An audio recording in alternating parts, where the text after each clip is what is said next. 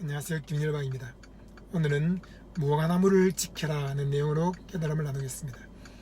잠언 27장 18절에 무화과나무를 지키는 자는 그 과실을 먹고 자기 주인을 시종드는 자는 영화를 얻느니라 했습니다. 무화과나무를 지키고 주인을 시종드려야 합니다. 여러분, 나의 주인은 바로 하나님이십니다. 저는 하나님의 음성을 듣고 서울 잠실에 왔습니다. 그리고 교회를 시작했습니다.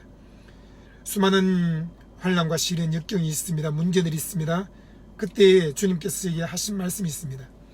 아들아, 내가 너에게 지시한 그 잠실에 머물러라. 그리고 거기에 무화과나무를 심었으면 그 무화과나무를 지켜라. 무화과나무 때문에 수많은 스트레스를 받는다고 그 무화과나무를 찍으면 안 된다. 내가 너에게 맡긴 것은 끝까지 지키고 내가 너에게 지시할 때까지는 절대로 그 무화과나무를 찍으면 안 된다 말씀하셨습니다. 그래서 5년, 10년, 15년 계속 하나님이 지시하신 땅에서 교회를 개척하고 그 교회를 섬기고 있는 것입니다. 사람들은 말합니다. 저 변두리로 가시죠. 저 신도시에 가서 땅을 사고 교회를 건축하시죠. 왜 그 잠실에 비싼 곳에서 월세를 내고 거기에서 교회를 개척하고 거기에서 땅을 사고 거기에서 큰 성장을 이루고 거기에서 전국과 세계를 다니며 복음을 전하려고 합니까? 차라리 저 시골로 가든지 저 바닷가로 가든지 저 신도시에 가든지 하면 좋지 않습니까? 많은 사람들이 그렇게 말했지만 저는 대답했습니다. 하나님이 내게 지시하신 땅이 바로 이 잠실입니다. 여기에 무화과나무를 심었습니다. 그리고 이 무화과나무를 지키는 것이 제 사명입니다. 여러분, 사람들은 하나님이 지시하신 땅에 가지 않습니다. 그리고 자기가 눈에 보기에 좋은 땅 찾아서 갑니다. 아브라함과 롯이 있습니다. 그 롯은 자기 눈에 보이기에 좋은 땅 소돔과 고모라를 택하여 갔던 것입니다. 여러분, 우리는 하나님이 일할 때 첫째로 하나님이 지시하신 땅에 가야 됩니다. 그 다음에 하나님이 심으라고 한 무화과나무를 심어야 됩니다. 그 다음에 하나님이 그 무화과나무를 지키라고 하면 3년이건 5년이건 10년이건 30년이건 50년이건 그 무화과나무를 지켜야 합니다.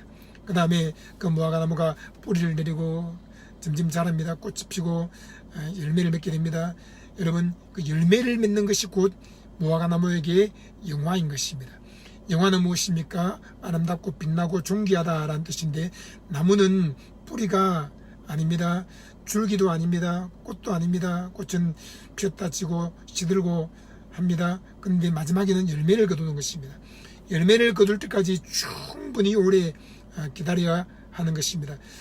예수님은 포도나무가 되십니다. 우리는 그분의 가지입니다. 그분께 우리가 접붙임 바 되었습니다. 그러면 농부이신 하나님이 이 포도나무를 기르시는데 그분은 오랜 시간 동안 충분히 기다리며 나무를 기르십니다.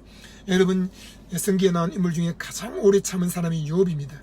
우리는 욥의 인내를 듣고 배웁니다. 그러나 욥보다 더 오래 참는 분이 있는데 그것은 바로 하나님이십니다.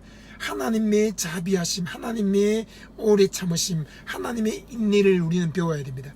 그리고 예수 그리스도의 영 성령님이 우리 안에 들어와 계신데 그 성령님은 오래 참음이란 열매를 통해서 일하시는 것입니다. 우리는 사랑과 일학과 화평과 온유함, 그런 것들을 중대한 열매라고 생각합니다. 그런데 여러분, 가장 큰 영화를 얻을 수 있도록 마지막에 열매를 거두게 하는, 과실을 거두게 하는 성령의 열매는 오래 참음이라는 열매인 것입니다. 여러분, 오래 참으라고 주님 말씀하십니다. 예수님은 오래 참으신 분이셨습니다. 예수님이 이 땅에 얼마나 오고 싶었겠습니까? 그러나 하나님의 때가 될 때까지 4000년을 기다렸습니다. 때가 참에 아들이 이 땅에 오신 것입니다. 그리고 우리를 율법의 저주에서 자유케 했습니다. 예수님이 이 땅에 어린 아기의 몸으로 오시고 난 이후에도 예수님은 30년이라는 세월을 또 오래 참으며 기다리셨습니다. 그리고 3년 동안 말씀을 전파하고 귀신을 내쫓고 수많은 사람들이 죄를 쌓고 병을 고쳤고 예수님은 제자들을 양육하셨습니다. 그리고 예수님은 십자가 못 박혀 죽으셨습니다. 죽은 지 사흘 만에 부활하셨습니다.